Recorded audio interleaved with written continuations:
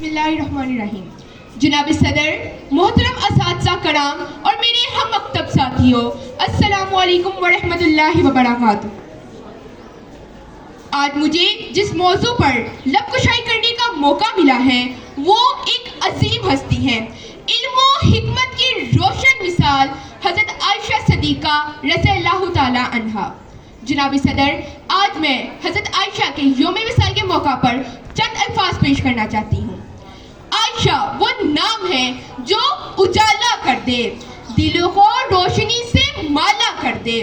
وہ صدیق کی بیٹی، نبی کی رفیق، حیا میں نمایاں، وفا میں فائق، مدینے کی گلیاں جس کی گواہی دے کہ طہارت میں ان جیسی کوئی نہیں. علم و حکمت کی روشن دلیل، حدیثوں میں جس کی زبان ہے جلیل. وہ جو نبی کے دل کا سکو بنی، اسلام کی روایت کا رنگ بنی. علم و حکمت اور پرہیز کا ایک باب ہے، حضرت عائشہ کا کیا جواب ہے.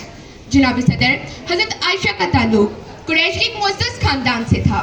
آپ کے والد حضرت ابوبکر صدیق رضی اللہ تعالیٰ عنہ رسول اللہ خاتم النبیین صلی اللہ علیہ وآلہ وسلم کے قریبی ساتھی اور اسلام کے پہلے خلیفہ تھے.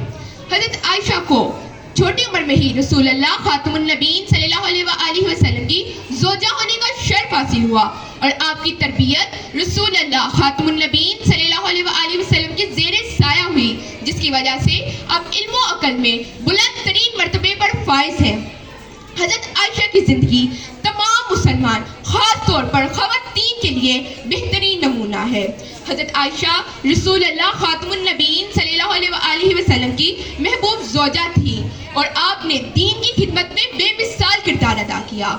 آپ ان خواتین میں سے ایک تھیں جنہوں نے سب سے زیادہ احادیث روایت کی. ایک صحابی نے فرمایا کہ ہم نے کسی کو حضرت عائشہ سے زیادہ فقہ اور شاعری کا عالم نہ پایا. ان کی عظمت پہ ایک شاعر نے کیا خوب کہا ہے: عائشہ صدیقہ وفا کی مثال، جن کے کردار میں تھا نور و جمال.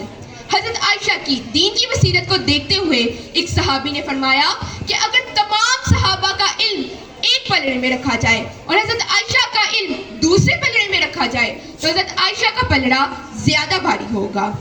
آپ کی پاک دامنی کو ثابت کرتے ہوئے اللہ تعالیٰ نے قرآن مجید میں سورۃ نور میں آیات نازل فرمائی جس نے قیامت تک آپ کی پاک دامنی کو ثابت فرمایا. اللہ تعالیٰ نے قرآن میں فرمایا، بے شک وہ لوگ جو یہ بہتان گھڑ لائے وہ تم ہی میں سے ایک گروہ ہے.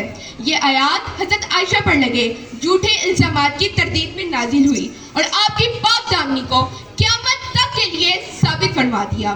حضرت عائشہ کا وصال 17 رمضان المبارک 58 ہجری کو ہوا.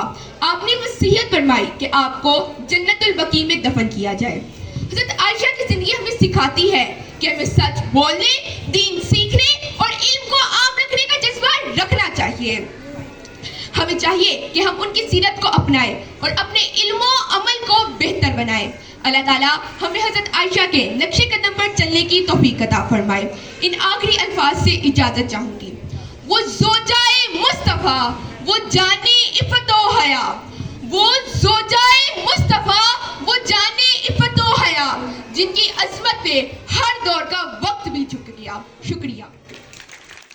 Hello guys, like, share our videos and subscribe our school channel, please.